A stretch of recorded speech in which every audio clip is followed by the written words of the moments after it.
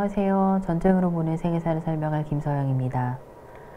이번 시간에는 포에니 전쟁에 대해서 이야기를 할 텐데요. 이를 위해서 지중해 해상교역에 대해서 살펴보도록 하겠습니다. 지중해 해상교역을 설명하려면 먼저 페니키아에 대해서 알아봐야 될 텐데요. 페니키아는 지중해 동쪽 지역에 위치한 지역을 의미합니다. 해상교역을 중심으로 발달한 지역이었고 주로 조성기술, 즉 배를 만드는 기술과 항해기술이 굉장히 발달한 지역입니다. 지도에서 보시는 것처럼 붉은색으로 표시된 지역이 바로 이제 페니키아의 영역이었는데요. 흔히 생각하시는 것처럼 지중해 근처뿐만 아니라 실제로는 아프리카 북부 지역과 이베리아 반도 북쪽 지역까지 이게 전부 페니키아가 지배했던 영역으로 표시될 수 있습니다. 자, 페니키아는 실제로 선박 기술 그리고 항해 기술이 발달했기 때문에 이와 관련된 다른 부차적인 기술도 같이 발전했던 것으로 볼 수 있습니다.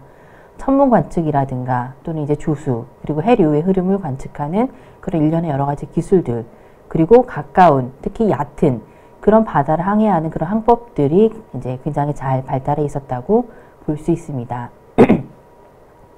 자, 보시는 그림은 이제 그 당시 페니키아인들이 항해에 사용했던 배인데요. 실제로 앞뒤가 굉장히 길고 실제로 얕은 수심에서 잘 항해할 수 있도록 이제 굉장히 폭이 얕은 그런 배를 많이 활용했습니다. 실제로 이렇게 지중해가 굉장히 얕기 때문에 이런 바다에 잘 적응해서 항해할 수 있는 그런 구조의 배를 만들었었고, 이런 것들을 항해하기 위한 여러 가지 기술들이 같이 발달했던 것으로 볼 수 있습니다. 이런 선박을 이용해서 페니키아인들은 지중해 연안과 북아프리카 지역을 다니면서 여러 가지 상품들을 교역했습니다. 대표적인 상품으로는 목재라든가 또는 직물, 그리고 염료 이런 것들을 들 수 있는데요. 이런 것들을 통해서 북아프리카와 지중해 그리고 더 나아가서 아시아 일부 지역까지 실제로 연결했던 것으로 추정이 되고 있습니다. 자, 그 당시 카르타고는 페니키아의 식민지였습니다.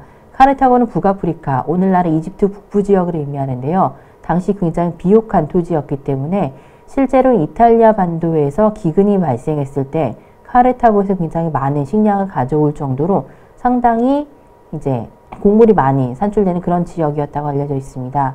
실제로는 비옥한 토지뿐만 아니라 해상무역이 발전했기 때문에 실제로는 굉장히 부유한 그런 지역으로 잘 알려져 있었습니다. 결국 고대 지중해 세계라고 하는 것은 페니키아를 중심으로 페니키아의 식민지였던 카르타고와 그리고 당시 아테네를 비롯한 그리스의 여러 지역들이 고대 지중해의 여러 지역들을 둘러싼 패권을 누가 가질 것인가 둘러싸고 서로 경쟁하고, 실제로 이런 경쟁 과정들에서 사실 페니키아가 굉장히 우위에 있었던 것들을 보실 수 있습니다. 이렇게 페니키아가 고대 지중해 패권에서 우위를 가질 수 있었던 가장 중요한 이유 중에 하나는 바로 선박을 제조할 수 있는 기술과 부차적인 여러 가지 항해 기술이 같이 수반되었기 때문이라고 볼 수 있습니다. 자, 고대 시대에는 이렇게 비단길을 통해서 여러 지역들이 서로 연결되어 있었습니다. 최초의 글로벌 네트워크라고 볼 수 있는데요. 이렇게 아프리카, 아시아, 그리고 유럽, 흔히 말하는 아프로 유라시아의 여러 지역들이 연결되어 있었습니다. 이렇게 비단길을 통해서 실제로는 아프로 유라시아 전체가 연결이 되고 많은 사람들이 이동하고 상품과 전염병이 서로 이동하기 시작하면서 세계는 점점 더 밀접하고 훨씬 더 긴밀한 관련성을 가지기 시작했습니다. 그래서 이번 시간에는 페니키아에 대해서 알아보았습니다. 감사합니다.